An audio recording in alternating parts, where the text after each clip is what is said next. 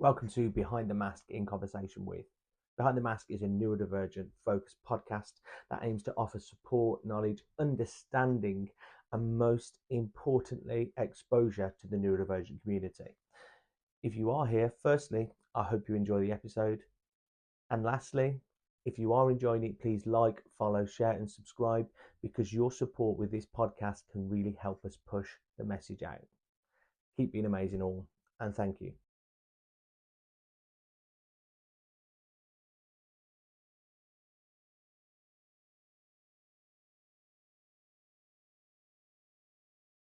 Right. Oh yes, here he is. Hi, Paul. Hi, love. How are you? You're looking glam. Oh, thank you. I've just literally come out of the garden, put some blusher and lipstick on, and some dry shampoo. And I've got a dress on, but I've actually got my jeans on underneath. It's like COVID days all again. Like literally, top half glam, bottom half Yeah, on the yeah. relax. It's just a very shallow veneer of, I smell quite sweaty and like cuprinol in reality. So Well, I'm weird. I just found myself putting aftershave on. I was like, "What are you doing?" Like I'm getting ready to go out. So I'm like, "Yeah, brush my teeth, freshen up, go wild." yeah, yeah, yeah. But it's all good. So, how are you? Are you all settled from your holiday? Yes, all settled now. It was a bit full on. It was the first holiday I've had with my mum since she's started to get worse with dementia. So it was quite exhausting, really. I mean, there was four of us. There was myself and my husband and my dad and my mum. But it took three of us to look after her, really, because she's a tendency to go wandering off. But as I told you, there's some really funny parts of having a relative with dementia, as well as, it's obviously very tragic, but yeah, she's informed my dad that he's a goth and all sorts while we're away. So How's your dad? Is your dad willing to embrace being a goth? How's he feel about well, this? I don't know. I mean, his hair's very white, to be honest, so he'd obviously have to get some hair dye, but I mean, he won't sit in the sun, so he's part way there, isn't it? The only time I've seen him with a suntan is when they went skiing in the 80s, and he came back with a suntan because he couldn't sit in the shade and go to sleep all day. So that's the only time. There's hope for everybody. Yeah. So, just one quick check with everybody. What's the sound like for people?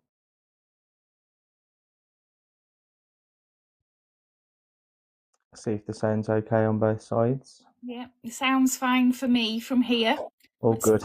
okay for everyone else. Fantastic. So, for those that are watching and those that join, so this is a online neurodivergent TikTok podcast called Behind the Mask in Conversation with. So today's episode is in conversation with Nicola, known on TikTok as Nicola's Got ADHD. So we can see from the title that Nicola's got ADHD, but what we're looking to explore is what that actually means for Nicola, her journey of getting there, how ADHD has complemented, lifted, but also maybe hindered life, and also the process to getting here. Nicola's come onto the app, 4 months you've been on TikTok? Yeah, I think it was actually, I put my first post on my husband's birthday at the beginning of January. And there's clearly been a lot of people that have connected and resonated you. And yeah, I thought you would be an absolutely fantastic guest to find out more about yourself. Thank you. So without further ado then, introduce yourself. Tell us about Nicola. Well, I'm 51 and I'm a mother of a grown-up son who I brought up pretty much on my own. He's married now and he's got two children. So I've got two lovely grandchildren, a granddaughter called Isabel and a grandson called George. I divorced Joe's dad when he was about 2.5. So, as I say, I pretty much brought him up on my own. And that was extremely challenging. And, now I know why that was so difficult. But back then, I felt pretty bad about it a lot of the time. But I'm sure we'll get into that later. Absolutely. Yeah, and I spent most of my adult life single, to be honest. I got married far too young. I mean, I got divorced my divorce came through on the 10th of January 2000, and I didn't get married again. Not that it's fixed in your brain or anything. It's a very happy day, obviously. And I didn't get married again until the 12th of November 2022. So I was I was in no hurry to get married again, let's say, because I found it extremely tiring and dull. And I think, particularly for women of my generation as well, I think men can be something of a domestic burden, shall we say. And it's not something I wanted to deal with. Obviously, with executive dysfunction, it makes it a lot harder, but I've got a fantastic husband now who really looks after me, to be honest. So it's nice. You've put the hard work in, you've put the shift in, and now I think part of the lovely story is you've now found somebody that you can just do life together with, and be treated well and looked after, and enjoy times. Yeah, absolutely. I mean, there's a lot to be said for meeting somebody in middle age, because although obviously after meeting him, I had this huge reshuffle of everything that I imagined in my life because I found out I'd got ADHD. But, I knew what I liked and what I didn't like. To be honest, I live in Barnsley, and I wasn't expecting to be able to find somebody who liked going to art galleries and liked going to the theatre. It's fairly rare in Barnsley, but I found one.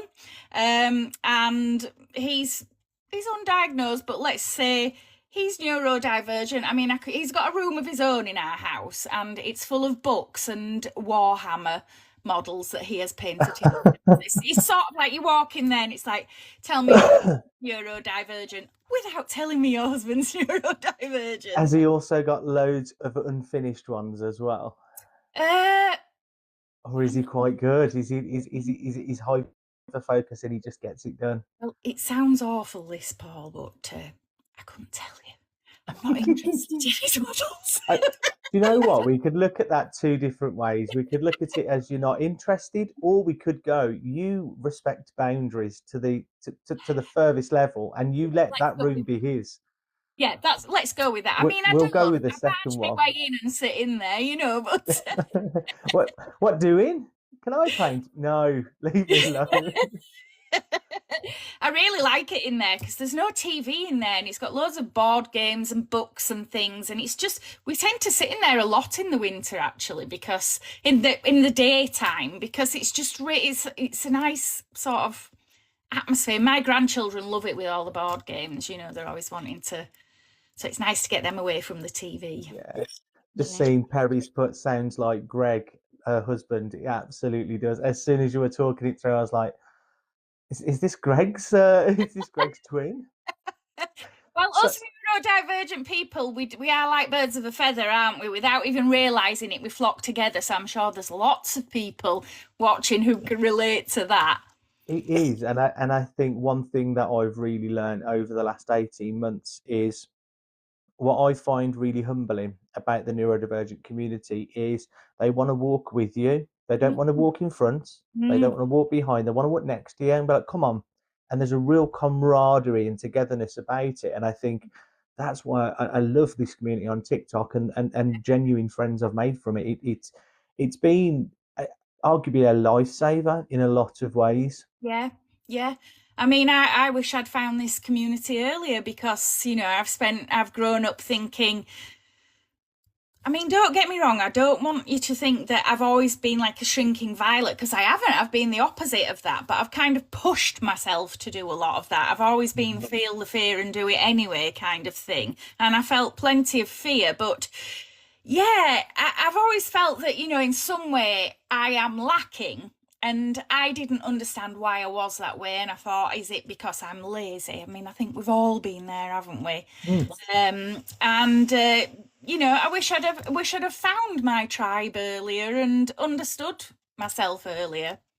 And I think that's something that we've all heard a lot of, like, kids are better if they tried harder, a little bit lazy. If it's not something they're interested in, then they're not willing to engage, and all those things. And it's not until you take a step back and you go, actually, they probably did cut pretty deep, Yeah, because it wasn't like I think when you're younger, you never had the words, and all of a sudden you develop the words, you yeah, develop the understanding, and the ability to articulate yourself is, I think that's the best clarity for me that ever come from being diagnosed. yeah. The articulating, even though I couldn't connect with the emotion, I understood I was feeling something, I could articulate, and it's wonderful. We we touched on earlier about yourself, late diagnosed ADHD. So how old were you, and tell us how this came about then for you, Nicola? Well, I didn't meet my husband until I was 48, and when we moved in together, my husband's late wife passed away sadly with breast cancer, and they had 3 children who are absolutely fantastic. They're not children anymore; they're grown up. You know, they range from 25 to almost 20, so they're all grown up now. But it became quite a joke in our house. Oh God, you're so ADHD, and I love, pardon my French, I love people taking the piss out of me. I find Yeah, it hilarious. absolutely. Yeah. So I just laughed it off all the time, but it was said to me so much that at some point, and obviously, you know what we like with ADHD, we've got the phone in our hands. I'm bored, what shall I look at on the internet? Oh, I'll have a look at ADHD. So I Mhm. had a look at it and I was like, oh my God, I thought everyone was like this, and I said that to my husband. He's got 3 degrees as my husband, and one of them's in psychology. And he said to me, that is classic undiagnosed stuff, that is, when you look at it and think, no, everyone's like that. Yeah. So I started to research it more and more, and I thought, I'm going to have to go for a diagnosis. This was before everyone seemed to be, well, I would say it was just on the cusp, and I'd hardly been on TikTok at all. So I had no idea what was happening with people coming forward for diagnoses and things, and it was much earlier in that period. So I had a slightly different experience of that, because I went to my doctor and she actually told me to go through Right to Choose, and I didn't have any idea what Right to Choose was. So That that was that that's a really, dream. I mean, I know you advocate for right to choose and talk about it as well as myself. And like, I think it's important to remember that there are some GPs out there like the one you experienced who was knowledgeable, who understood, and yeah, actually put the patient first. yes, Because I think absolutely. and I I think mean, a lot of people don't speak about the positive experience they have, because naturally, as a culture, we want to share the negative because it's frustrated us. But the positive, actually, well, there it are sells some great papers, that GPs. sort of thing, doesn't it? It People does. moaning. But it is important to say there are some good ones out there. I mean, she did get quite upset with me quite later into the journey when they were, because after I was diagnosed, by about 2 weeks, the Panorama program came out. And that caused everybody a lot of problems. So, as you'll be, I'm sure everybody watching Yeah. this is aware of that. And they didn't want to accept my diagnosis. So, I actually spoke to the doctor on the phone who had referred me, and who had been fantastic. And she became quite upset with me because I was saying, how can you refuse my diagnosis when you recommended this to me? I had never heard of it. I went through this process because you recommended it. You are my GP. If you recommend something to me, I'm going to take your advice seriously. I'm not necessarily going to follow it in all cases, but I am going to respect your advice and think about it. I said, so how can you give me that advice? And then I get the impression that she had advised a few people to go through Right to Choose, and then the practice had started to get funny about it. So they'd been funny with her about it. It created a level of unease on both sides It did. with amongst the community. Like, I was diagnosed private, and then I went through right to choose, and it got me questioning my diagnosis. Yeah. And although I was comfortable in accepting that, yeah, do you know what, ADHD makes sense for me? It wasn't until I had my second diagnosis that the imposter syndrome started to Yeah. quieten down a little bit. And it was because, bar the odd few differences, um, both diagnoses more or less mirrored each other. And they were 12 months apart nearly. Mm. And it was almost reaffirming. But yeah, you put that seed of doubt in everyone's mind. And I think with that, like, it's dangerous because ultimately, I think I've said before, nobody wants to have ADHD. There's this misconception that people think it's trendy, and I think social media can lean into that a little bit. But strip back and look at the normal people who are just reaching out to connect with like-minded people, Mhm. Yeah. and what you've got is people who are just desperate for answers and similar stories. And on the topic of similar stories, so you got diagnosed through your GP recently, but fantastic. But from what you shared with me, um, life hasn't been plain sailing for you in relation to um, undiagnosed ADHD and mental health and experiences and things like that. Are you comfortable sharing some of that? Absolutely, absolutely. I mean, like many people of my age group, and let's be honest, ADHD wasn't something that people talked about when I was a child. I don't think the NHS was diagnosing it. I don't think NICE recognised it until the year 2000. But certainly as a child, nobody talked about ADHD. I don't think you would have struggled to find anybody in the street who'd even heard of it. So, there was no way I was ever going to get diagnosed. But I was a very difficult child, and I mean, in some situations, classic masking. Where I'm just wanting to blend in. I'm looking at other people who are very popular and seem to have a really easy time of it, and thinking, "Oh, I'll act like that." It's that Class. mirroring, isn't it? Like, oh, Yeah, like how do I need to be in this situation? yeah. They seem to be getting an easy ride or be fitting Yeah. in, so let's try a bit of that. Do that, yes. Or I was just very quiet in many situations. But in other situations, I mean, depending on the company and definitely at home with my parents, I was naughty. I mean, we lived in a bungalow and my parents would try to ground me and I'd just jump out the bedroom window. So it I was very naughty, and there was a fair bit of trauma in my childhood, and I don't want to be too bad about my parents because they also are neurodivergent. They're not diagnosed, and I'm not sure they'd want to get diagnosed. Obviously, it's too late for my mum now, but you know, there's a difficulty in parenting when you're neurodivergent, and on top of that, if you've got a very difficult, headstrong child like I was, it just makes it all far worse. But that leads to trauma for the child. Mhm. And that definitely happened to me, and it definitely affected my self-esteem, although hardly anyone would have noticed that. But I ended up, taking part in risky behaviour. I had partners and males generally who tried to take advantage, and I found it very difficult to deal with those situations. And yes, I knew that there was a mental health issue with me. I had no idea what it was. And I started, I would say, speaking to doctors about it when I was about 19 or 20. And So this was about the mental health side of things. You were open that communication with. yeah, I mean, I just thought I had depression. Really, that was the only mental health condition that was getting discussed back then. Mhm. So, I mean, I was when I had my son.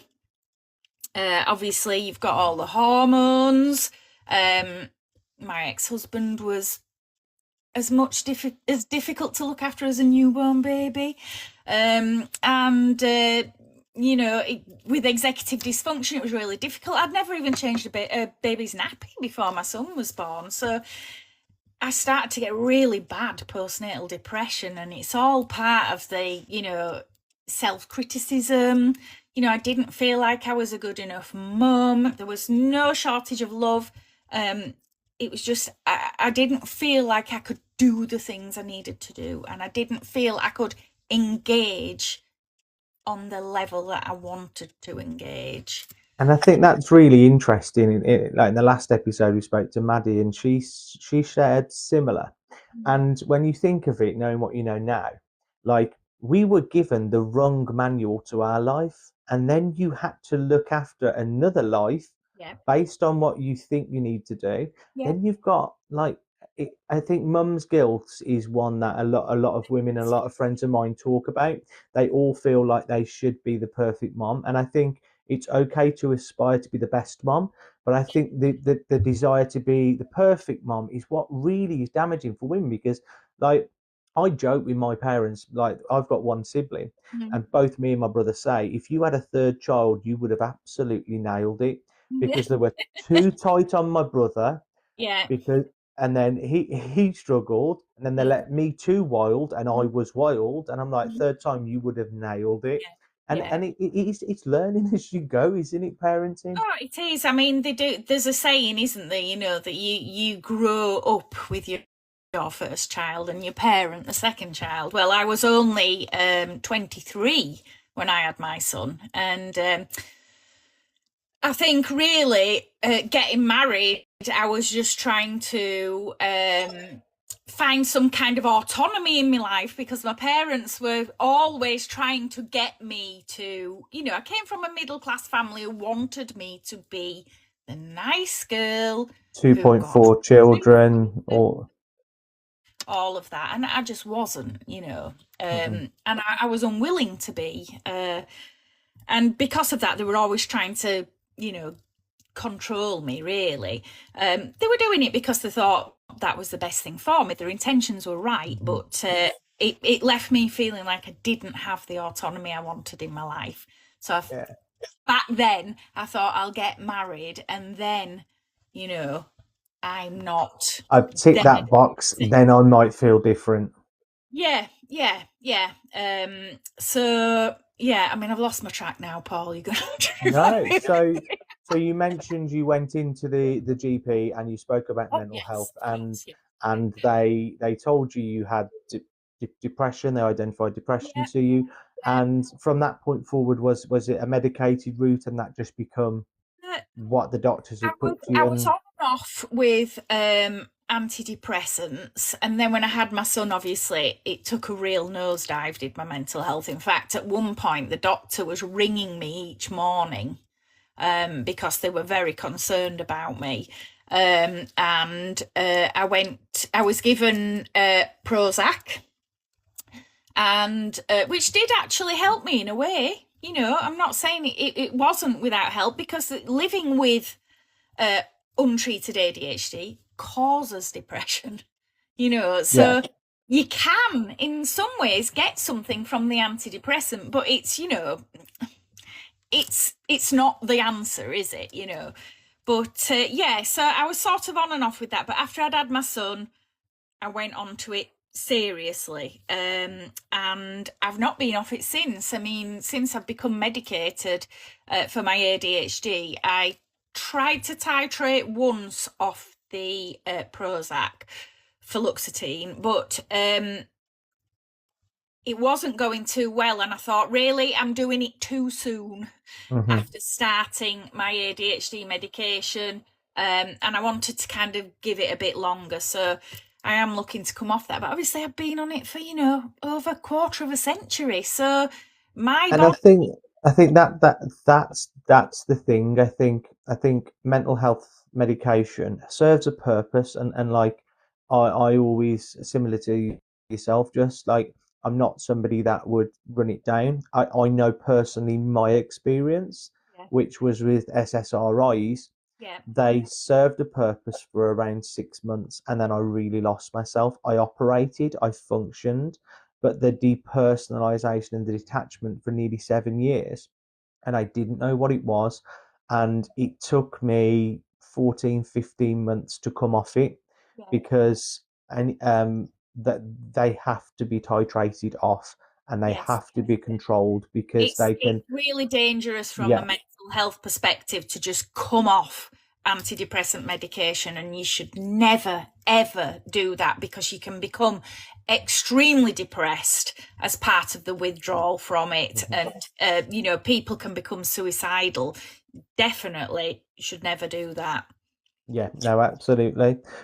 So you'd spent all these years on the medication, and then you found out you had ADHD. So looking at it now, what were your key symptoms that you looked and you just thought, oh my God, that makes sense?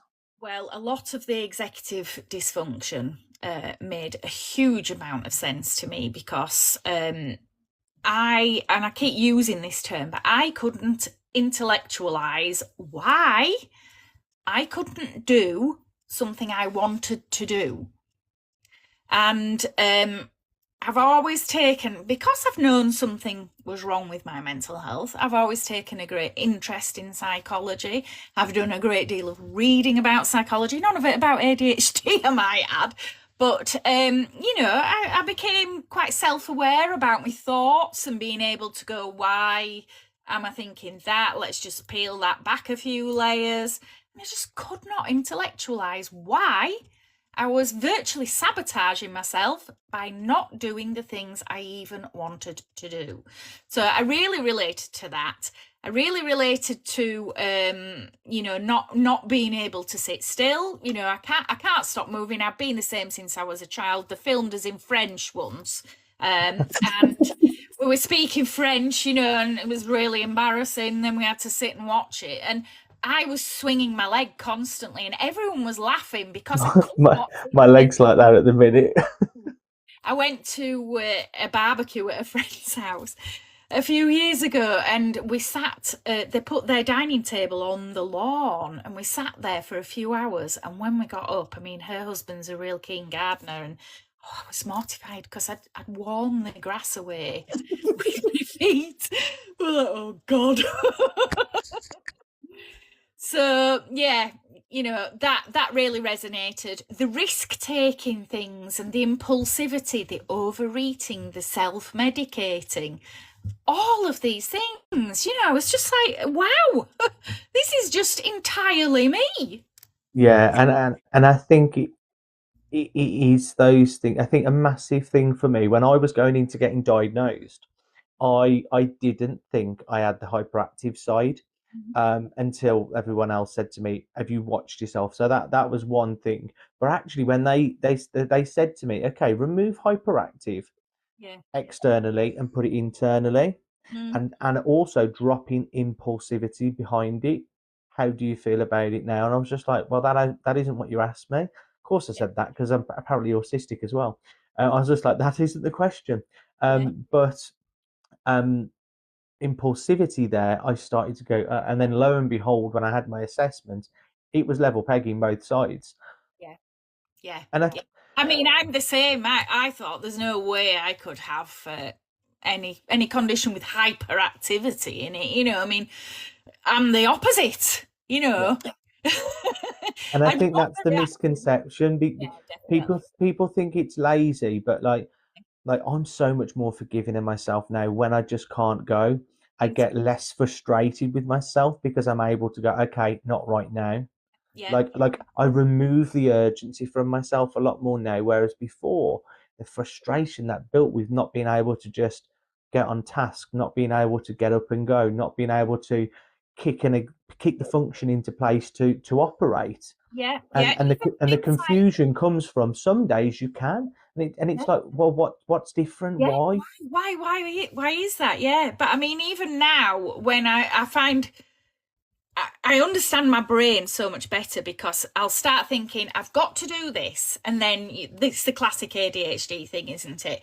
Well, if I'm going to do that, I need to do that first. And if I'm going to do that, I've got to do that first. And then like you just go, oh, I'm exhausted, So what I do now is I think, I'm not even going to think about that. I'm just going to go and do that, but without that understanding, I couldn't do it, because I didn't know why. Why was I like that, And I would take on far too much and then be really burnt out. And that's why I always say to anybody that says, "What should I do?" Like, I'm waiting to be diagnosed. diagnosed. I'm waiting to start medication. And I always say the same to everybody: learn, Yeah, learn, learn, and learn, definitely. Yeah. because it is so cathartic to establish things that give you those aha moments where you go, and it's almost like a gradual therapy where Yeah. you're actually putting the missing pieces that, like for me, it was 34 years. For you, did you say 49? I was 49, yeah, diagnosed at 50. Yeah. So, yeah, No. I mean, it was the same for me. You know, I learned about these things. I was like, that's why. So I don't need to be saying to myself, why am I so shit? You know, why can't Someone's I get just put going? 50 Yeah. looks glamorous. That's why. Well, you know, I've probably got hypermobility, and that does make you look younger, apparently. It makes your skin stay younger, so that's probably what it is. we, And all we the will factor 50. we will take that positive Yeah, there. definitely, definitely. So with yourself, we've spoke before. You are um, very much a strong advocate for you as a woman, for Yeah, other women, yeah, and experiences women can go through, not just with neurodiversity and being neurodivergent, but generally. yes, And that's something that really stood out to me, how much you are an advocate for you and your fellow women. yeah, Um, we all know that for years, ADHD wasn't a woman's thing. It wasn't possible. It was a naughty little boy, and all these stigmas that built. Do you think that played a part in your kind of late diagnosis being where it is? Because they just put you on medication and stopped looking for answers by the sound of things. we did. Um, I'm not sure in my case that it was because I just don't think that there was the awareness for me at the right time because I've got to this age. And obviously, when the doctor's looking at my notes, we've got all this history of depression or lone mood, as they call it now, you know. So I'm not sure about that, but I definitely see it all the time in people that I talk to on TikTok. You know, I mean, you'll be the same. You'll have people messaging you all the time wanting you to help them with things, and you get to know people, and you know, you Mhm. girls are really let down with ADHD, and you know, I think no disrespect to men and their own individual struggles with things, but women often have a more difficult life because even though, you know, we're coming a long way with feminism and things, there's a lot of men who don't feel there's an advantage to equality in all things for them. So unfortunately, we are still as women, and I'll probably get a lot of hate for this every time I say something like this. People go mad, and I don't care.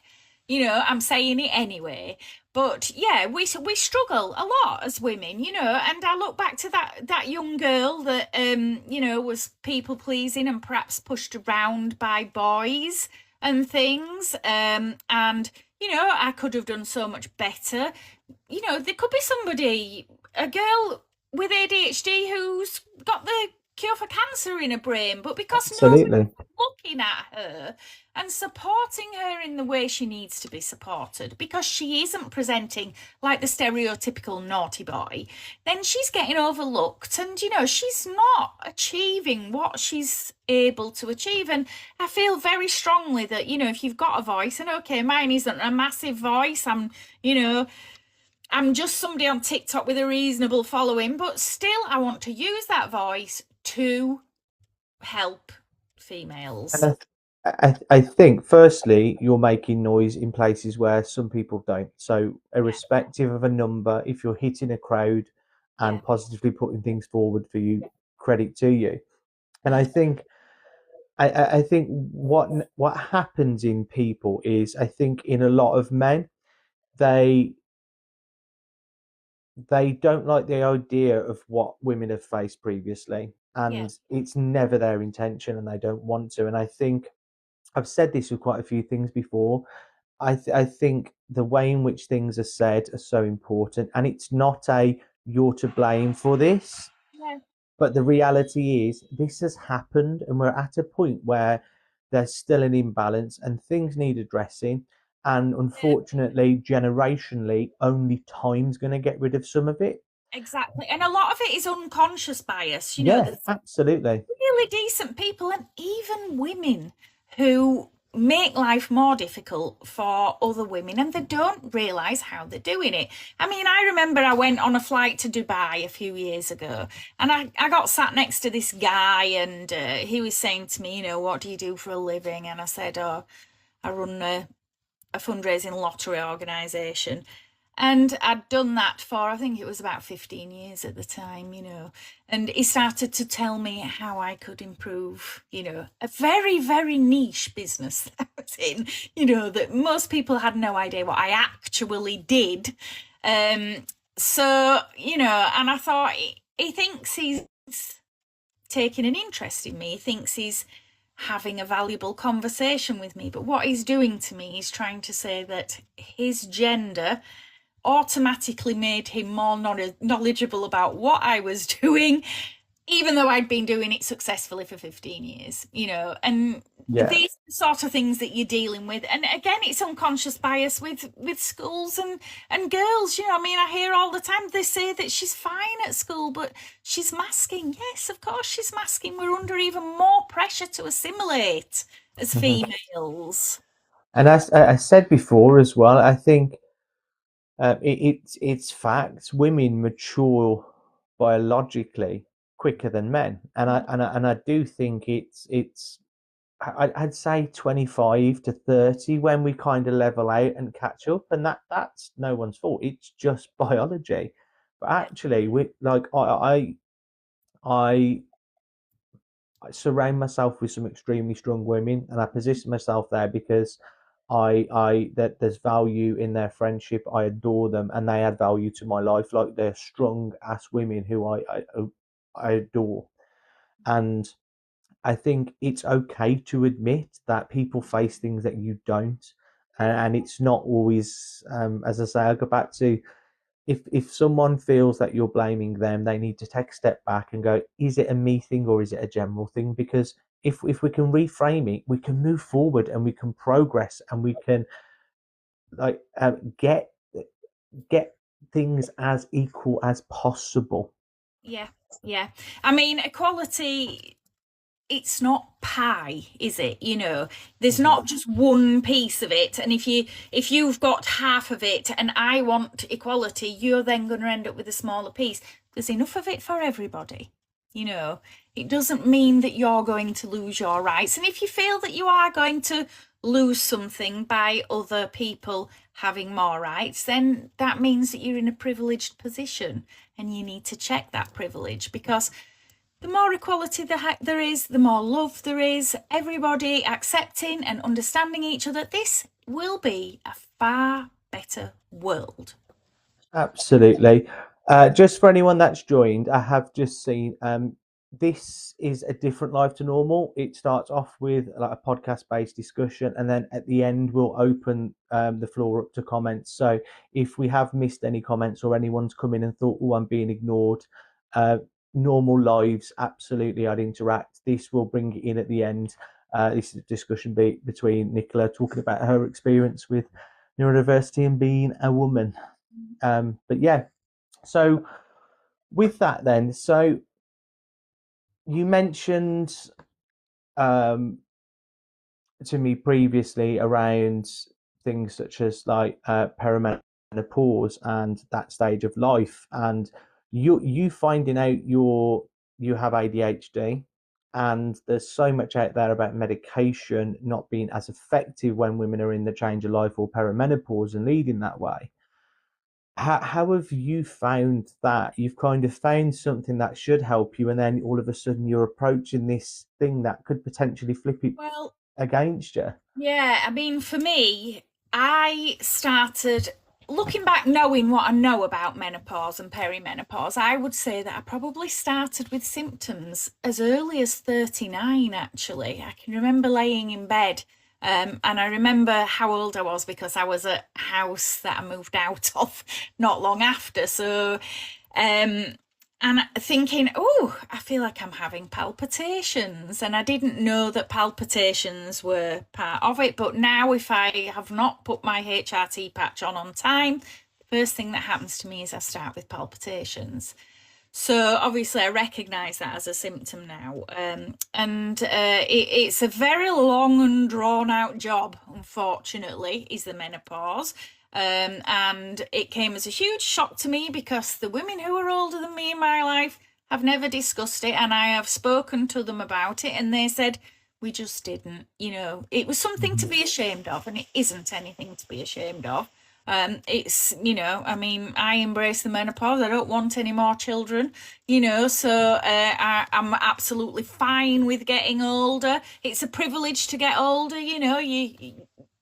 other things could have happened to you. So I don't mind that, but I'd already started on that process before I was diagnosed with ADHD, and I was on HRT already, but I had found the menopause extremely difficult to handle.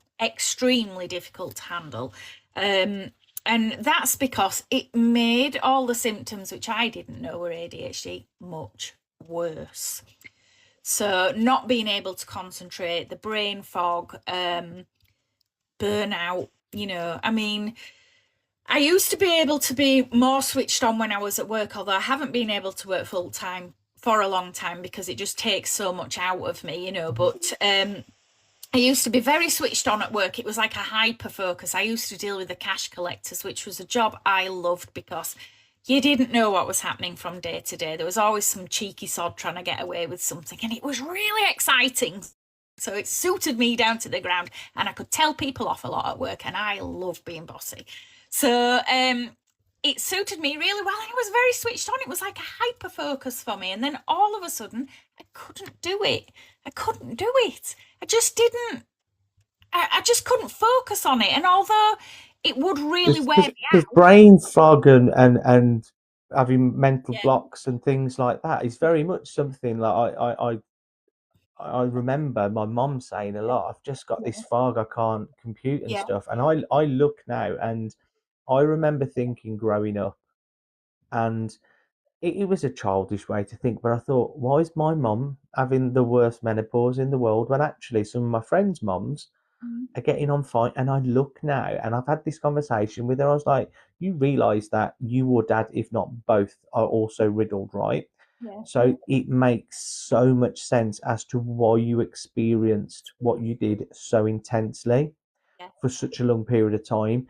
And even looking back at her mother's mental health, who I've shared before, my nan, my mom's mom, made the decision to not be round in her mid-50s. And my family always said it was the menopause that did it. It was the menopause that did it. And now you put that with the knowledge we know, and it's like, my gosh, like it really is this crescendo of two contradicting conditions that is just potentially disastrous if it's not identified and treated. Your nan's generation, I mean, if your front garden wasn't perfect and pristine and your windows weren't gleaming and things, you got talked about a lot, so she was treated with electrolysis. Like when I hear some of the stories of how her mental health and her nerves, and it was all put down to, oh, it's your nerves. So they treated what they thought was the nerves, and some of the treatments that they would give, I'm just like, like horrific, like chilling to think that happened to anybody, let alone my nan. It's mad. And what's doubly frightening is that it's okay, they're not using the same treatments, but people are being misdiagnosed in droves still. Your GP isn't qualified to either rule out or diagnose ADHD or any other mental health problem, and they call it low mood now because they're not allowed to look like they have diagnosed something. But they can prevent you from getting a referral to see somebody. This is really wrong. It's really, really wrong. And I think with this, this was something I had down at the end, but it links really well. I know this is something that you're extremely passionate about, rightfully so. You and your husband are actually embarking on a campaign around the discrimination Yeah. behind what we've just discussed. So it seems like a perfect time for you to kind of speak about that if Yeah. you're comfortable to. Well, one of the first things that I noticed after the Panorama programme, and that brought it to my attention, was that anybody with ADHD is discriminated against by the medical profession. You know, it's like, don't make a fuss. What do you want a diagnosis for? I worked in a doctor's receptionist, which has been extremely helpful for me to be able to offer people advice on how to negotiate the healthcare system. But when I was diagnosed, one of the GPs actually said to me, why did you bother getting diagnosed at 50? You know, you've managed this far. Well, that's the point. I wasn't managing, you know. It's not managed. No. I've just yeah, I've got here somehow, but it's Yeah. been hard. And the idea, like, I'm kind of middle age. If I get 70 years, I've got the same again going. And like, I haven't got here just just just by. It's been bloody difficult, and it's been so testing. There's been times where I've been close to not being here, and I share that because Yeah. I believe me not being diagnosed was the root cause of it. I've said before that one of the things that lifted from me when I got diagnosed was I stopped feeling like I was destined Mm, to no longer be here by my own choice, because yeah. that's a common trend in my family. My uncle and my nan both made those choices, and I was convinced I had the gene. Yeah. I was doomed. I Mhm. haven't felt like that once since I got diagnosed. And I mean, It's what crazy. a gift in life that Mm, is for you. We cannot downplay how much of a difference that makes to your life. mm. I mean, it's incredible, isn't it? You know, to say, oh, why bother? I mean, come on, it's huge. It's huge. It's absolutely huge. It is. And the campaign that you're bringing together then. Yeah, yeah. So, as I say, I noticed that it was really difficult to get a referral. It was difficult to get your diagnosis recognised. I noticed that people could get a private diagnosis for another condition, and the GPs were quite okay with accepting shared care and the diagnosis for it, but not for ADHD. The same with right to choose. You know, I mean, my stepdaughter, as I say, she's a footballer. She tore her ACL, and she used right to choose to get her knee repaired as quickly as possible. Yeah. No issues with the doctor about that. And a lot of people don't realise that right to choose isn't ADHD and autism or neurodivergent specific. It's also known as patient choice, Yes. and it's generally across the medical conditions. If somebody has something that's significantly impacting their life and they can get seen by a partner quicker, they have the right to opt for it, and it's across the board. Absolutely. And it also means that you don't have to stick with the GP you're with. You know, these catchment areas no longer apply, and that's down to right to choose. But yeah, so I noticed that ADHD was getting treated differently, and that was the first thing that came up. Obviously, as I started getting more and more into ADHD and everything around it, you know, I can see there's huge swathes of discrimination against it. You know, I mean, even things like, you know, they're saying, oh, no, we can't diagnose you as an adult because you've not got any evidence that it has affected you from childhood. We'd need to see some school reports. Have a look at my medical records. I've Yeah. been being told I'm a bit of a Fruit Loop since I was practically a kid. Like, is that not enough?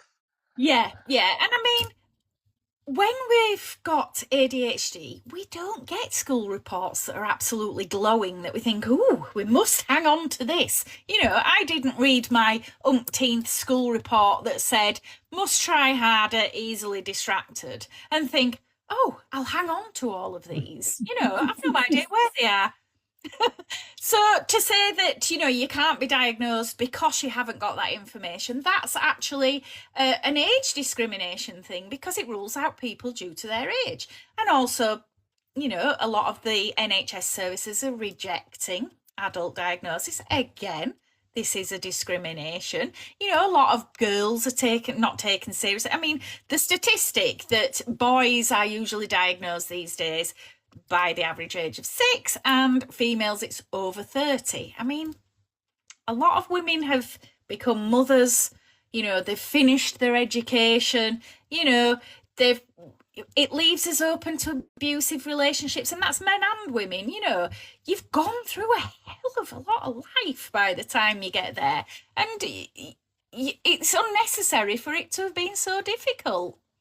And I think for me that's why the advocacy approach and doing everything that I feel compelled to do, and I always say I always return myself to my intent. My intent is to help people, but I've worked in education for 19 years, and to have done that, to have taught students with ADHD and not had the training that allowed me to go, oh my God, that's me, it shows how much work needs to happen. And I think if we just accepted it, got our diagnosis, and enjoyed the rest of our lives, nothing changes. We have to try and collectively change something for a generation, for it to change as a whole. And I think that's why when everyone goes, oh, another person on social talking about it, another person on social talking about it, if you're fed up of seeing it, we're doing what we need to do. And that's how I feel about it. I think absolutely. Yeah. And I mean, I get sick of the gammons going, oh, everyone's wanting ADHD today, it's just a label, and they're filling up all the wait lists. Well, you know what? If the doctors were telling people about right to choose, and the schools were telling people about right to choose, there wouldn't be such big wait lists. And also, you're talking about people who claim to care about society. Well, you've more chance of becoming an addict if you have untreated ADHD, and that has huge social implications, from antisocial behaviour to not being able to look after your children properly. and I think associated with it.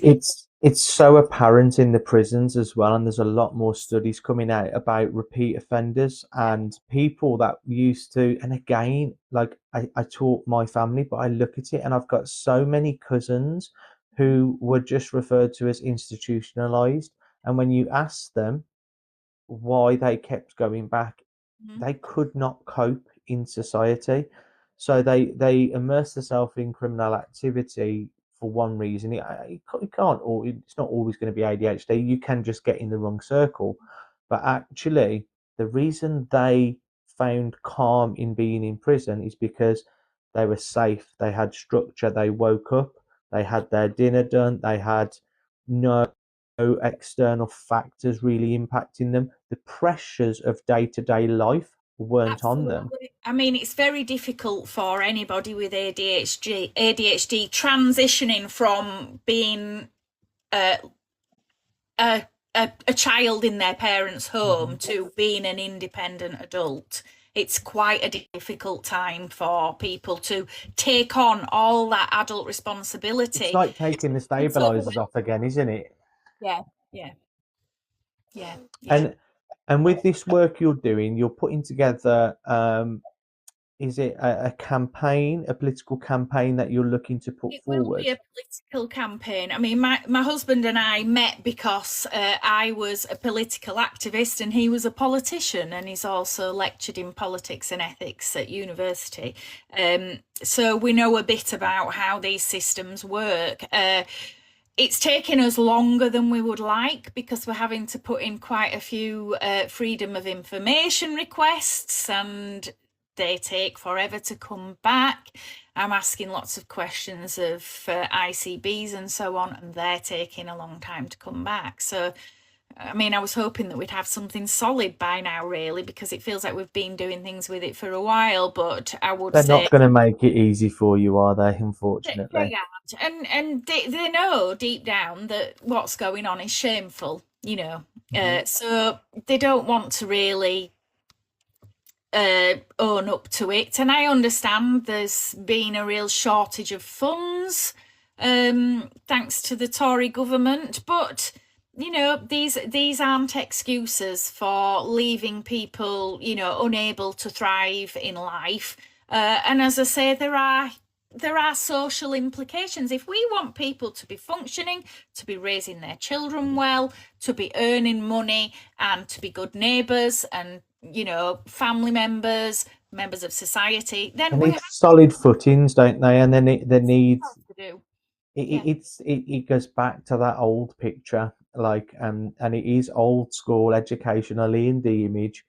You've got three people of different heights looking over a fence. If you give them all the same box, there's still a difference. We yeah, just want to be looking at things and facing things. And we say we because neurodivergence is where it sits with us.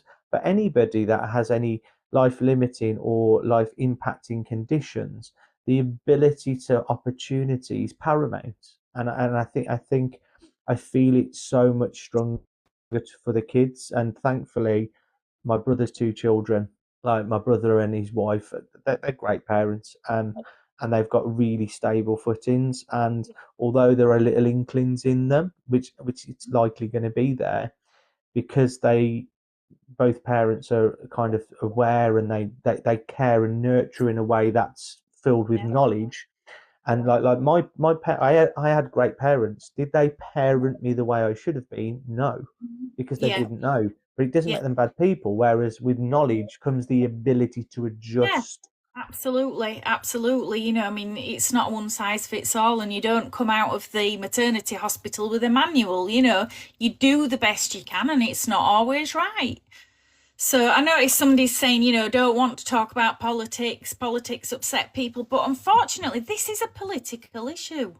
Yeah. It's a political issue, and without political change, we're not going to see different training and ways to deal with pupils brought about. We're not going to see better services.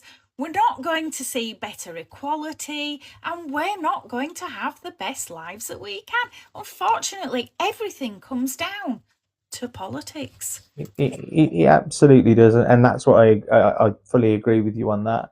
And I think there's a difference between um, going on political tirades and rants and just identifying where the responsibility sits. And I think sometimes that is all it is. A responsibility sits within decision makers to make a change. And that is what this country is governed by. It's how it's run. So actually, it falls back there every single time. It does. We're a democracy, we have to make our Mm. voices heard, and It, it's it's quite a big it's thing. one of the British values. It's one of the key British values that's put forward is It democracy. certainly So is. Certainly is. So with that, then the last few questions before we put to the audience. So I think you've painted a real picture of your why in relation to advocacy and support. What was it that led you to TikTok and driving things through this platform? Well, it's weird because the thing that started me off on TikTok was that I'd had a look at it one day and I heard there were lots of reels of girls saying, my boyfriend gives me the princess treatment, and it really riled me up because I was like, this isn't princess treatment. This is a man loving and respecting his partner. So that was the first post that I made, and then I started ending up giving people a bit of relationship advice, but obviously at the same time my algorithm was showing me a lot of TikTok stuff, and I thought, oh well, I've got something to say about this, and that's how it started. And every day someone messages me and wants some help or says, you've really changed my life, and I can't stop now because I feel that Mhm. it's making a difference, and that really matters to me. It gives you that warm feeling, doesn't it? That the best feeling I have is when someone messages and goes, we got there. And it's like that there's been people that I've sent letters to, email drafts to, templates Yeah. that I've kind of pulled from places or made myself. And it's because I know what change can happen to an individual and their mindset and their mental health and mentality with this, and I think I can't see me ever not. I don't think this is ever going to be just a hyper focus. I think this is now my special subject, and I can't let it go. There's so I'm much I exactly need to the do. same. I mean, I've always been, I've always fought for the underdog. I've always had a massive sense of what's right and what's wrong, and that's really typical for neurodivergence, isn't it? I And think I think unknowingly we felt a kinship with the underdog. I yeah, I used to hang around with the cool kids at school, but mm, I loved nothing more at lunchtime than going sitting with the misfits as they were called. And it was funny when I was in my autism assessment, they went, "Do you think you sat with the misfits because you were unmasked?" And I was just like, "Stop reading me," because like that is exactly what it is. I put on the show and the performance, and I've got some great mates who were from the cool kids. yeah. I've also got some fantastic friends who were misfits, and I loved it. I loved that I was a Sorry, misfit without it's asking me to realizing. verify something. Right, okay. Oh, it's done it now. Yeah, yeah. I mean, I was the same. You know, I mean, I hung around with quite. I accidentally fell in with the sort of cooler kids because I went on a skiing holiday and got talking to one of the older girls, one of the girls' older sisters, and then I just ended up hanging around with the cooler kids. But yeah, I always felt like I wasn't really one of them. So I think before we open up the floor, firstly, is there anything else particularly that you wanted to add? Um, I can't think of anything, which is That's very fine. typical for me. But we've covered quite a lot of ground, even Yeah, though I kept going off on a tangent. But and and my intention always with these was to yeah, cover ground from different people, and I think they like I'm doing the way in which I'm doing these is in chapters. So I've got the first 8 booked, and then I'll have a little break because what I don't want to do is burn myself out and lose the enjoyment. absolutely. But every individual in the first 8 episodes has something different to add. On Monday, I've got a mum who is parent to a non-verbal child, Wow. and it will add value there. Yeah. Your experience as a woman, Mhm. um, as a mum, as somebody perimenopausal, leading into menopause, all those things add value, and that's why I'm grateful that you've came on. Well, thank you for asking me. I mean, I was really honoured to be asked, actually. You know, as I say, this is a very new thing for me to be on TikTok and to be asked. Um, you know, it was really nice. Thank you. And it is that, like, never underestimate the value you add, because I learn from your content, Oh, thank you. because I learned from you. Oh, it's perspective, and I think perspective gives a broader view, and that's why I love this app. mm, um but the final question I always ask each neurodivergent individual prior to opening the questions is, so when I got diagnosed, I went through a stage where I had a huge grief and a real deep grief and empathy towards the inner child that I realise now has always sat with me. I haven't kind of moved away; it's always sat with me. And um, I was asked, and I thought it was a poignant question, like, if you could have a conversation or say something to your younger self, knowing what you know now, what would it be and why? Um, and yeah, if there's anything in particular, if you're comfortable to share, I think it's a lovely way to bring the pod to yeah. a close. I mean, I'd like to tell myself that actually I'm completely acceptable. I'm not as flawed as I think I am, and that I'm lovable because I never felt lovable, and that wound me up in a few difficult situations. Yeah, And you know, I'd just like to. And one of the things, well, one of the main reasons I do this is because of that child and that young woman. And if I can save anyone that experience, then even if it's just one person, then that is time well spent for me. yeah. Thank you very much. So, yeah, that is the end of the episode relating to the podcast side of things. So, thank you to Nicola's Got ADHD. For anyone listening on the podcast platforms or YouTube, you can follow Nicola on Nicola's Got ADHD on TikTok. Yeah. But now is where we open the floor. So we've had lots of people, we had consistently around 30 to 40 people in the live, which has been great. So yeah, we've got around 10-15 minutes to put some questions out anyone wants to ask.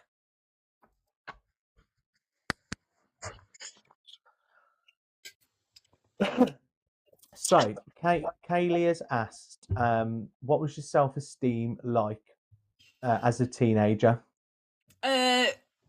Not good. Not good. I just always felt like I was faking it. I always felt like I was faking it, and I felt like nothing I ever did was as good as it should have been. I mean, I do have a stupidly high IQ, and my parents would get very upset with me because I wasn't achieving the academic success that should have come with that. And yeah, I just never felt good enough.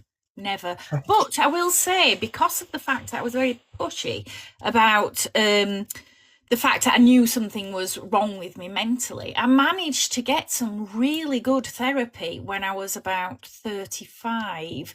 I got psychotherapy and I had 18 months of it. I mean, I had to wait a long time for this psychotherapy.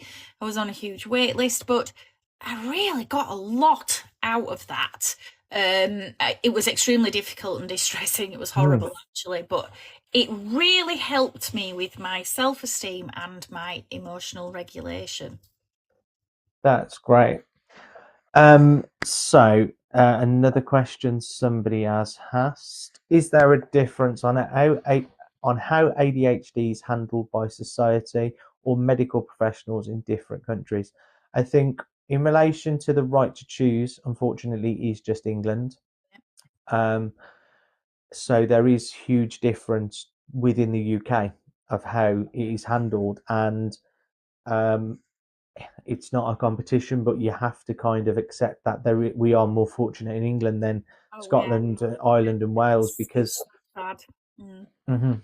Yeah, yeah, it is. And I mean, I hear from people from other countries as well. I'm sure you do, Paul, who, uh, some of them, even in places like Norway, which are pretty good, on being forward thinking and progressive, they don't have great ADHD services, and especially not for adults, so it's some countries just will not accept that adults can have ADHD.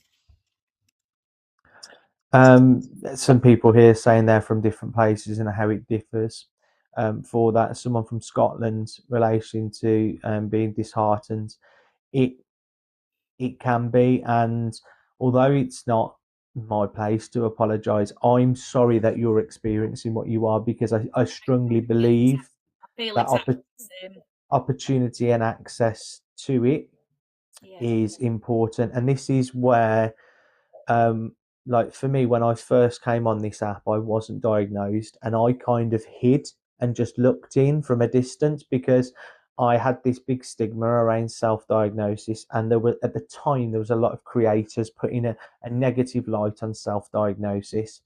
um, Very, very quickly my stance on it has changed. Ultimately, if you are seeing and presenting with the symptoms of anything, and you can make changes to your life, your lifestyle, implement things, access levels of support prior to diagnosis that's going to improve your life, absolutely do it. And that there are so many books out there I've shared on some posts where you almost lean into your brain. um Yeah. And I mean, it's so difficult to access. Um, assessments and diagnosis, that we can't undermine people as a community who feel that they relate to having ADHD. If it was just a simple go to the doctors on a Monday and get told yes or no, then fine, but it isn't. And again, it's that back to that pie thing. Nobody owns ADHD. It's not going to negatively impact you if 1 in 20, which is some estimates say it could be 1 in 20 who have ADHD. It's not going to negatively impact your life if other people have got ADHD. If they feel that they relate to ADHD, they've probably got it, and if they can get something from learning from it without having a diagnosis, what's the problem?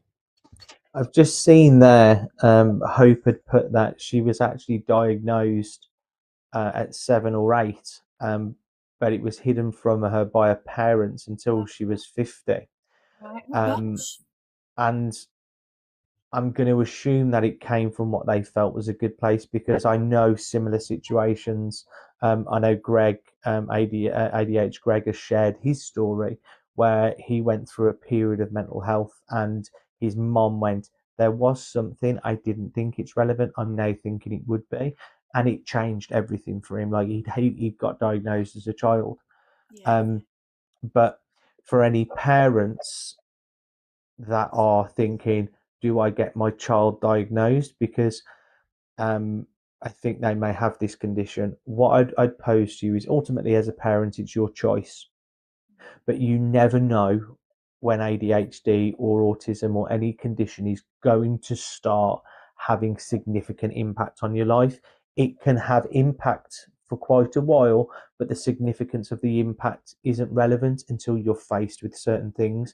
And if your child has got to start the process then fresh, it's a long time to get in the support. Whereas if there's already a diagnosis there, it could speed that up. And that's what I'd always say. You're not getting diagnosed for now. You're getting diagnosed to safeguard yourself. And you don't want them getting misdiagnosed with the wrong thing and ending up, with 25 years of life-altering medication like I've had. You want them to be getting the right treatment and be having the best quality of life that they can. I mean, looking back, I grew up in the 70s and 80s. There was a lot of stigma about mental health. I think my parents still feel it's a little bit uncomfortable me discussing it all the time. Not that it stops me, but would I have liked to have been diagnosed as a child? Yes. Yes, I would. Yeah, and I think I echo that. I do think, would I be where I am doing what I'm doing if I had been diagnosed? Possibly not. And I'm quite happy with where I am at the moment. Yeah. But if I could stop all those times I have felt away and not known why and just felt lost, like the ability to be in a room full of people and still feel lonely can so sit within a lot of conditions. And for me, it very much sat within my ADHD. When I had no spoons left, I couldn't mask. I didn't have it in me to be the person I constantly felt like society needed from me. I mean, when we went into lockdown, I lived alone, and the first thing I thought to myself was, fantastic. No one can expect me to go anywhere. No one can expect me to do anything. That's it. I'm just left to my own devices now. And that was the first time in my life. And I had no idea why I felt like that. I mean, I've possibly got autistic traits, and they've come out a bit more since I've had medication, which is quite common.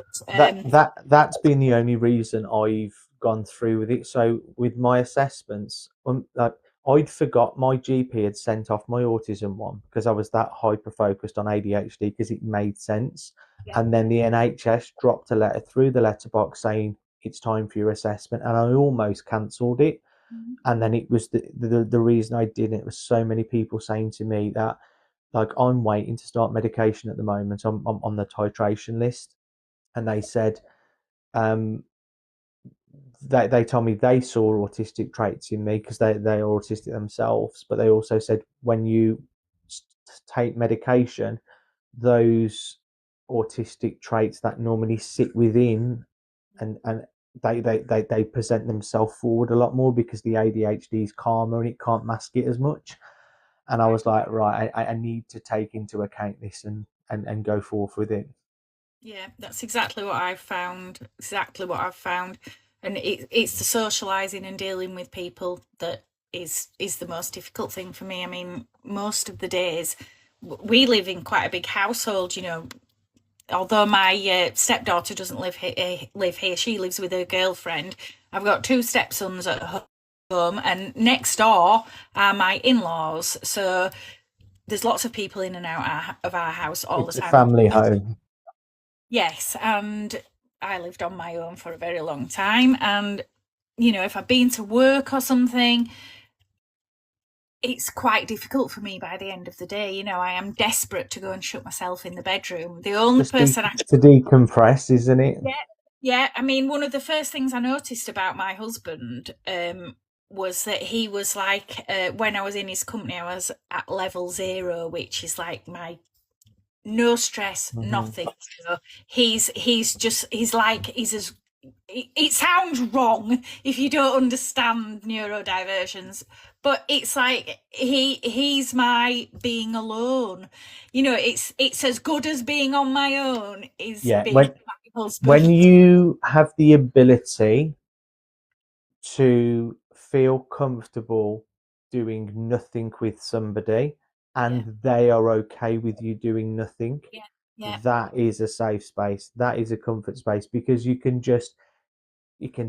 you're okay, take your bra off, put your comfies on, sit there and just go, ah, because it is like you walk into the world and you take that breath in and you get through the day and you walk through the door and you go, yes, yeah, and it's that you're in your own space, you know.